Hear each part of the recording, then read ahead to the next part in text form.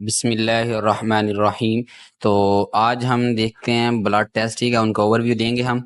तो इसमें ये है कि जितने भी एनीमियाज है उसमें कौन कौन से टेस्ट करवाएंगे आज मैं सिर्फ आपको, ठीक है, इनका बताऊंगा। तो ज़्यादा डिटेल हम नहीं करेंगे, थोड़ा बहुत हम देखेंगे, ठीक है, ताकि जब आप आगे एनीमियाज पढ़ें तो आपके जहन में थोड़ा बहुत ये चल रहा हो। Iron indices, serum iron, total iron binding capacity, transference saturation और फेरेटिन कंसंट्रेशन। क्योंकि आयरन जो है एब्जॉर्ब या रिलीज कहाँ से होता है, हमारे सीरम में होता है। और टोटल आयरन बाइंडिंग कैपेसिटी, ठीक है, सीरम के हम चेक करते हैं।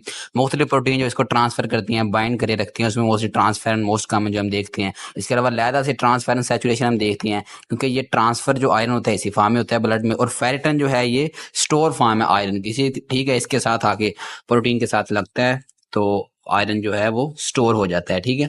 तो अब हम करवाते हैं किन कंडीशन में है, जब हमारे जेन में तीन डिफरेंशियल चल रही हो, आयरन डेफिशिएंसी, थैलेसीमिया और अनीमिया ऑफ क्रोनिक डिजीज है, ठीक है। अब मजीद इनमें होती क्या क्या फाइंडिंग्स हैं, थोड़ा बहुत डिफरेंस होता है, तो वो आगे हम जब आयरन डेफिशिएंसी या थैलेसीमिया करेंगे उसमें हम देख लेंगे, ठीक है। मैं तीनों करवा दूंगा वहां पे। अगर हीमोलिटिक एनीमिया, इसमें हिमोलिसिस हो रही है तो बिलोरिबन बन रही होगी, ठीक है। हीमोग्लोबिन है वो चेंज हो रही होगी बिलोरिबन में, ठीक है, हीम और बिलोरिबन। इस तरह हेप्टोग्लोबिन, जो हेप्टोग्लोबिन क्या है, ये प्रोटीन है जो कि हीमोग्लोबिन को क्लियर करवाती है प्लाज्मा से, ठीक है। जितनी ज्यादा हमारे पास हिमोलिसिस होगी उतनी ज्यादा ये इसका लेवल कम होगा, क्योंकि उसके साथ बाइंड करके क्लियर हुई जा रही है। उसके बाद एलडीएच जब आरबीसी बस्ट करता है तो उसके अंदर स्टोर होते हैं एलडीएच के, एलडीएच बाहर निकलता है तो एलडीएच का लेवल आपको सीरम में या कहने के ब्लड में ज्यादा मिलेगा, ठीक है, हीमोलिटिक एनीमिया में।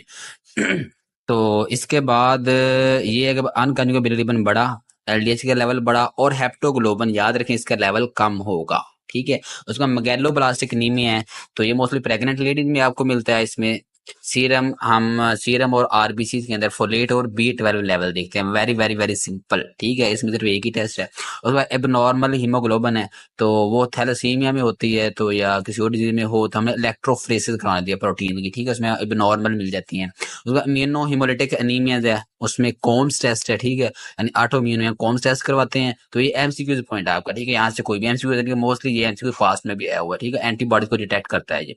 उसके बाद क्लिनिकल मैनिफेस्टेशन, अनीमिया में आपको क्या मिलेगा, सबसे ज्यादा कॉमन देखते हैं हर अनीमिया में। अक्यूट में आपको shortness of breath, organ failure और शोक। मतलब कोई एक्सीडेंट हुआ है तो उसमें, ठीक है, ये चीजें आपको मिलेगी। शोक है, अगर सेप्सिस वगैरह हुई है, ठीक है, तो उसमें चांस होता है कि ऑर्गन फेलियर। इसलिए कोई भी सर्जिकल इमरजेंसी पेशेंट है उसको सबसे पहले आईवी लाइन पास करते हैं, फ्लूइड लगाते हैं। जैसे क्रोनिक में पीएसएल की बजाय आपने क्या करना है, पीएफएल, पाकिस्तान फटीग लीग कहेंगे आप, ठीक है, क्योंकि जिस तरह का मैच आपने उसमें देखा वर्ल्ड कप में, तो फटीग लीग ही हम कहेंगे। पी से पेलर, एफ से फटीग और एल से लेसिट्यूड, ठीक है। क्रोनिक में आपको ये चीजें मिलेंगी। अगर प्लेयर्स को नीमिया हो जाए तो वो फटीग फटीग मिलेंगी तो आपको लीग का भी मजा नहीं आएगा, ठीक है। उस पर हिमोलिसिस अगर हो, अब स्पेशल फाइंडिंग की तरफ आते हैं, तो हमें जॉइंटस और गाल स्टोन मिलेगा, ठीक है। तो हिमोलिसिस हो रही है तो हमारे पास क्या आ रही है, बिल्लू रिबन, ठीक है, हीमोग्लोबिन है, हीम है, और फिर वो चेंज होगी बिल्लू रिबन में, ठीक है। और इस तरह गाल स्टोन आपको मिलेंगे। उसके बाद इन इफेक्टिव अगर हमारे पास एरिथ्रोपोइसिस हो रही है, ठीक है, तो बॉडी को ऐसा लगेगा कि जो आयरन जो है कम है, इस वजह से आरबीसी नहीं बन रहे, इसलिए बॉडी क्या करेगी, हालांकि मसला तो बोन मैरो में है, ठीक है, वहां पे एरिथ्रोपोइसिस का जो प्रोसेस सही नहीं हो रहा, तो बॉडी आयरन को ज्यादा एब्जॉर्ब करना शुरू कर देगी और रिलीज नहीं होने देगी, ठीक है।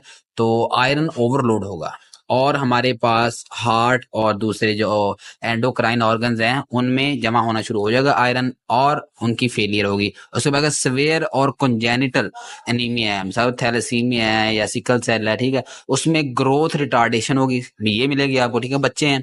उसके बाद बोन मैरो डिफॉर्मिटीज मिलेंगी, ठीक है। अब बोन मैरो डिफॉर्मिटीज क्योंकि बोन मैरो का जो आप कह लें कि हाइपर प्लेजिया होगा, बॉडी को ऐसे लगेगा कि क्यों बॉडी जो कंपनसेट करने की कोशिश करती है ना, कि ब्लड कम है या आरबीसी कम है, तो वो ज्यादा से ज्यादा प्रोड्यूस करने की कोशिश करेगी, चाहे वो कोई क्रोमोसोमल डिफेक्ट है, कॉन्जेनिटल डिफेक्ट है, कोई भी, लेकिन बॉडी को तो ये मालूम नहीं, ठीक है। तो वो सेल ज्यादा होंगे, ठीक है, बोन मैरो के सेल ज्यादा होंगे, उनका हाइपर प्लेजिया होगा और बोन डिफॉर्मिटीज होंगी, ठीक है।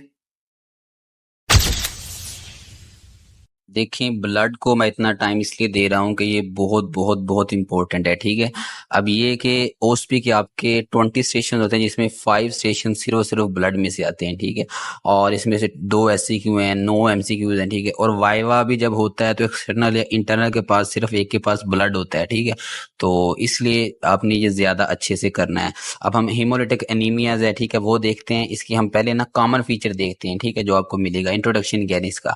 तो feature shared by all haemolytic anaemias, ठीक है। सबसे पहले कि लाइफ स्पैन ब्लड सेल्स का वो कम हो जाएगा, ठीक है, सब में होगा। दूसरा ये कि कंपनसेटरी एरिथ्रोप्लेजिया आपको मिलेगा, ठीक है, बॉडी उसको कंपनसेट करने की कोशिश करेगी।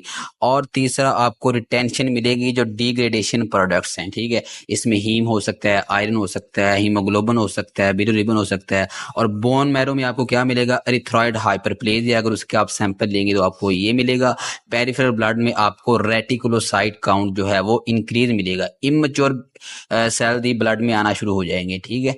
तो उसके बाद स्वेयर हिमोलिसिस अगर होगी तो उसमें आपको extra medullary haematopoiesis mean bone marrow के अलावा, ठीक है, मोस्टली बोन मैरो में हो रहा होता है, लिवर में, स्प्लीन में, लिम्फ नोड्स में भी ब्लड जो है वो बनना शुरू हो जाएगा, ब्लड सेल बनना शुरू हो जाएंगे, ठीक है। मोस्टली फीटल एज में ये इनमें होता है, लिवर, स्प्लीन, लिम्फ नोड में, ठीक है। तो अगर एक्सट्रीम हो फिर भी आपको इसमें मिलेगा।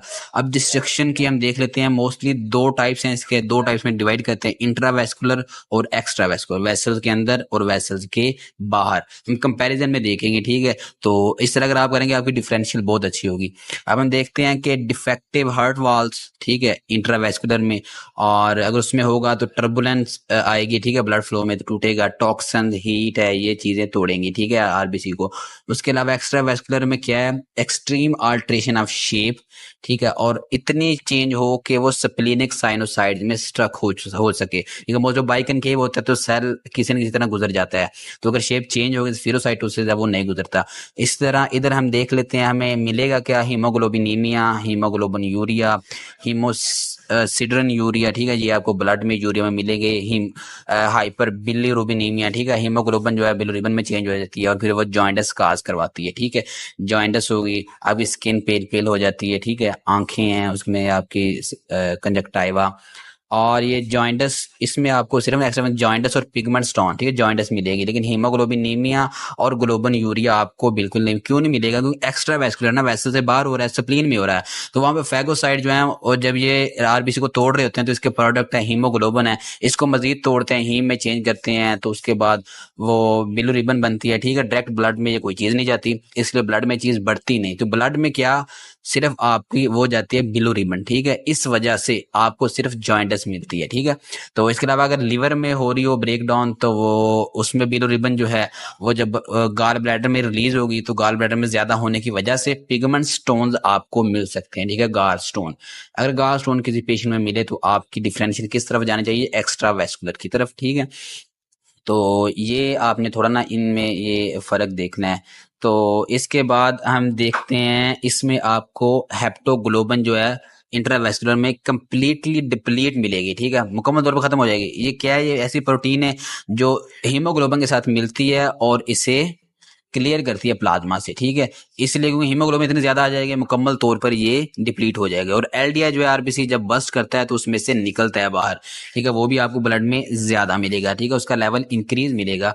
तो ये अब इसकी अगर बरक्स हम एक्स्ट्रा वेस्कुलर में देखें तो इसमें क्या होगा, क्योंकि ये वेसल से बाहर हो रहा है इसलिए हेप्टोग्लोबिन, थोड़ी बहुत हीमोग्लोबिन जो है ना वो फैगोसाइट से बच के प्लाज्मा में आ जाती है, इसलिए हेप्टोग्लोबिन थोड़ी सी डिक्रीज होगी, ज्यादा नहीं। उधर कंप्लीटली डिप्लीट है तो थोड़ी सी डिक्रीज होगी और एलडीआई थोड़ा सा इंक्रीज होगा, ठीक है।